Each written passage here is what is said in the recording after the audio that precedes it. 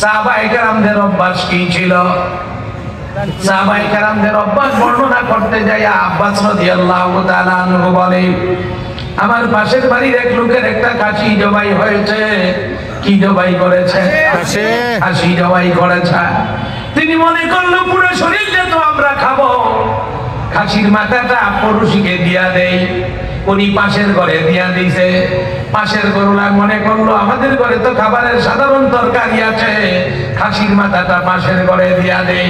এভাবে করে 10টা ঘর চক্কর খাইয়া যার খাসি আবার তার ঘরেই এসে গেছে। এটা হলো মুসলমান।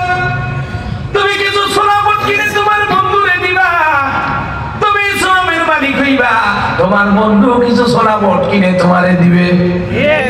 কথা কয় না? আরে ওই তোমারটাই তোমার ঘরে ফিরে গেল, মাঝখান দিয়া সবের মালিক হয়ে গেল। দুনিয়ার মুসলমান, একটা মুসলমানকে তুমি ইফতার করাইবা। আমি হাদিস শোনাইতে পারতেছি না, সময় নাই। 10:45 মধ্যে আমার ওয়াজ শেষ করতে হবে। পরে 2জন বড় বড় বক্তা আছে, এই জন্য আপনারা যাতে বুঝেন সেজন্য কথা বলতেছি। ওলামায়ে কেরামকে টার্গেট করে আমি কথা বলবো না, বড় বড় আলেমেরা আসবে।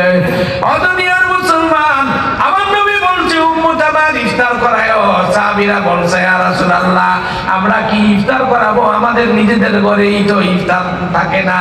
আমার নবী বলছে সাহাবীরে কম করে হলেও 1 গ্লাস পানি দিয়া কারোর ইফতার করায় দিও। সুবহানাল্লাহ। আমার নবী বলছে ও আমার সাহাবী 1 গ্লাস পানি দিয়ে ইফতার করাও, সম্ভব হলে পেটটা ভরে খাওয়ায় দিও। যে ব্যক্তি একটা বান্দাকে ইফতার করাবে, পেটটা ভরে খাওয়াবে, আমার আল্লাহ হাসরের ময়দানে তারে পেটটা ভরে খাওয়ায় দিবে।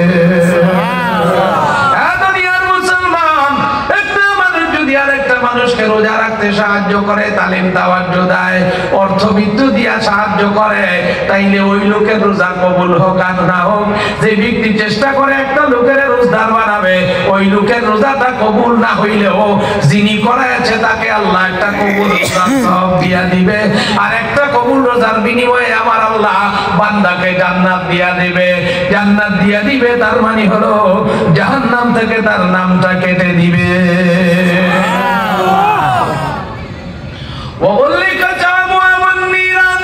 জাহান্নামের দরজা বন্ধ হবে, আজব গজব গুনার কাজ আমার আল্লাহ বন্ধ করে দিবে।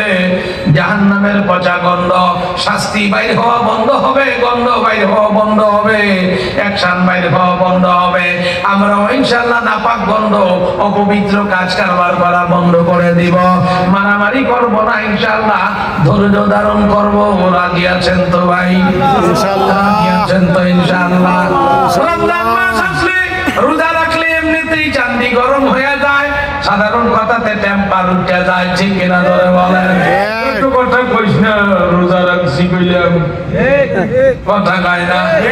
মাথাটা গরম, রোজা রাখছি কইলাম, মাথা গরম করা যাবে না, মাথা গরম করা যাবে না।